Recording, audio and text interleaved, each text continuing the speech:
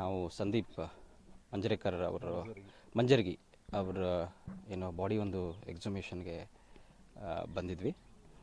ಇದು ಒಂದು 3 ತಿಂಗಳ ಹಿಂದೆ ಅವ್ರದ್ದು ಆಕ್ಸಿಡೆಂಟ್ ಆಗಿದೆ. ಸೊ ಚಿಕಿತ್ಸೆ ಸಂದರ್ಭದಲ್ಲಿ ವಿಷ ಏನೋ ಒಂದು ಮೇಲ್ನೋಟಕ್ಕೆ ವಿಷ ಪ್ರಸಾನದ ಮುಖಾಂತರ ಡೆತ್ ಆಗಿದೆ ಅಂತೇಳಿ ಮೇಲ್ನೋಟಕ್ಕೆ ಕಂಡು ಬಂದಿದೆ ಐಒ ಅವರಿಗೆ. ಸೊ ಆ ನಿಟ್ಟಿನಲ್ಲಿ ಇವತ್ತು ನಾವು ಈ ಬಾಡಿ ಎಕ್ಸೂಮನ್ನು ಸುಕೋ ಟೀಮು, ನಮ್ಮ ಪೊಲೀಸ್ ತನಿಖಾಧಿಕಾರಿಗಳು, ನಮ್ಮ ಗ್ರಾಮ ಪಂಚಾಯತಿ ಸಿಬ್ಬಂದಿ ಹಾಗೂ FSL ಟೀಮ್ ಇವ್ರ ಜೊತೆಗೆ ಇವತ್ತು ನಾವು ಇದನ್ನು ಬಾಡಿಯನ್ನು ಹೊರಗಡೆ ತಗೊಂಡು ನಮಗೆ ಏನು ಅವಶ್ಯಕತೆ ಇದೆ FSL ಟೀಮ್ ಕೆಲದಿಷ್ಟು ಬಾಡಿ ಪಾರ್ಟ್ಗಳನ್ನು ತೊಗೊಂಡಿದ್ದೀವಿ. ತೊಗೊಂಡು ಈಗ ವಾಪಸ್ ಅದನ್ನು ಇದನ್ನು ಮಾಡ್ತೀವಿ. ಇದರಲ್ಲಿ ಪಂಚನಾಮೆ ಮತ್ತು ಅವರು ಬ್ರದರ್ ಏನಿದ್ರು ಅವರು ಇದನ್ನು ಬಾಡಿಯಲ್ಲಿ ಇದನ್ನು ಮಾಡಿದ್ದಾರೆ ಅನ್ನೋದು ತೋರಿಸಿದ್ದಾರೆ. ಸೊ ಇದೆಲ್ಲ ಮಾಡಿಕೊಂಡು ಈಗ ಅಂಗಗಳದ್ದು ಮುಂದೆ ನಾವು FSLಗೆ ಕಳಿಸ್ಕೊಡ್ತಾ ಇದ್ದೀವಿ.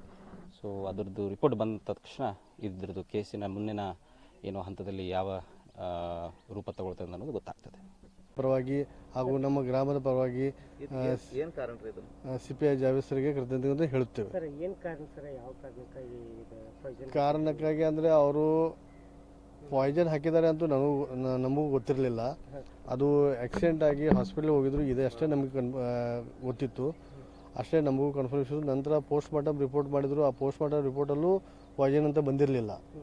ಆದ ನಂತರ ಅದು ರಿಪೋರ್ಟ್ ನಾವು ಕೇಳಿದ ನಂತರ ಅದು ನಾರ್ಮಲ್ ಆಕ್ಸಿಡೆಂಟಲ್ ಡೆತ್ ಅಂತ ಗೊತ್ತಾಯಿತು. ಹೀಗಾಗಿ ನಾವು ಸುಮ್ಮನಾಗಿ ಬಿಟ್ಟಿದ್ವಿ. ಆದರೆ ಅವರು ಗಂಡ ಹೆಂಡತಿ ಮಧ್ಯೆ ಸರಿಯಾಗಿರಲಿಲ್ಲ, ಕಿರಿಕಿರಿ ಇತ್ತು, ವೈಮನಸ್ಸಿತ್ತು. ಅವಳಿಗೆ ಸುಮ್ಮನೆ ಅವ್ರಿಗೆ ಹಣ ಅಷ್ಟೇ ಬೇಕು, ಗಂಡ ಬೇಡ, ಹೀಗೆಲ್ಲ ಪ್ರಾಬ್ಲಮ್ಸ್ ಇತ್ತು, ಇಂಟರ್ನಲ್ ಪ್ರಾಬ್ಲಮ್ಸ್ ಇತ್ತು. ಬಟ್ ಹೀಗೆ ಮಾಡ್ತಾರಂತ ನಮಗೆ ಗೊತ್ತಿರಲಿಲ್ಲ.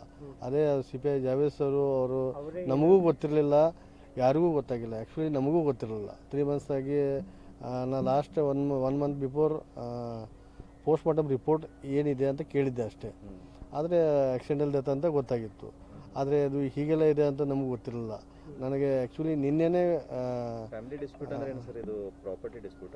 ಹಾಂ, ಪ್ರಾಪರ್ಟಿ ಡಿಸ್ಪ್ಯೂಟ್.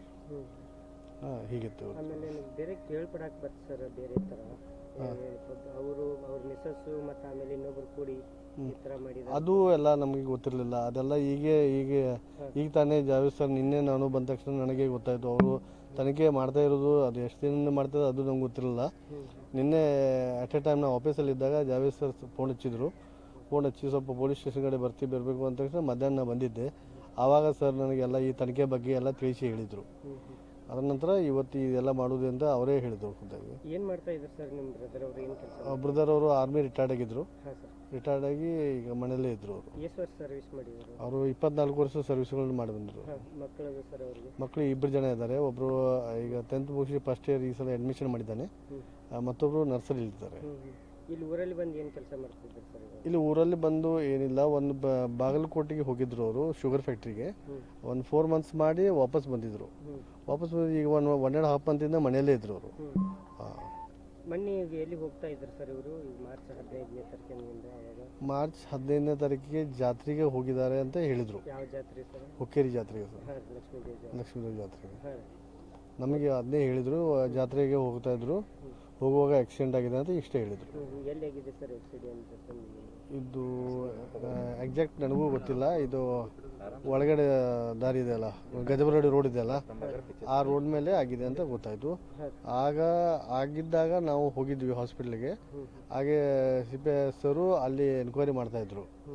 ಆವಾಗ ನಮ್ಗೆ ಅಷ್ಟೇ ಗೊತ್ತು, ಬಾಕಿ ಸ್ಪಾಟೆಲ್ಲ ಗೊತ್ತಿಲ್ಲ. ಏನು ಅನೈತಿಕ ಸಂಬಂಧದಲ್ಲಿ ಈ ಥರ ಮಾಡಿದಾರೋ ಅಥವಾ? ಹಾಂ, ಅನೈತಿಕ ಸಂಬಂಧ ಇತ್ತು ಅಂತ ಗೊತ್ತಿತ್ತು, ಬಟ್ ಕನ್ಫರ್ಮ್ ನಮಗೂ ಇರಲಿಲ್ಲ. ಯಾಕೆಂದರೆ ನಾವು ಹೋಗ್ತಾ ಇರಲ್ಲ. ನಮ್ಮ ಜೊತೆ ಜಗಳಾಡಿದ್ರು. ನಮ್ಮ ಬ್ರದರ್ ಜಗಳಾಡಿರಲಿಲ್ಲ, ಬಟ್ ಅವರು ವೈನಿ ಇದಾರಲ್ಲ, ಅವ್ರು ಜಗಳಾಡಿದ್ರು. ಹೀಗಾಗಿ ನಾವು ಇವ್ರ ಮನೆಗೆ ಬರ್ತಾ ಇರಲಿಲ್ಲ. ಬಟ್ ನಮ್ಮ ಬ್ರದರ್ ನಮ್ಮ ಮನೆಗೆ ಹೋಗ್ತಿದ್ದ. ಅದು ಇಲ್ಲಿಗಲ್ ರಿಲೇಷನ್ ಇದೆ ಅಂತ ಗೊತ್ತಿತ್ತು, ಬಟ್ ಕನ್ಫರ್ಮ್ ಇರಲಿಲ್ಲ.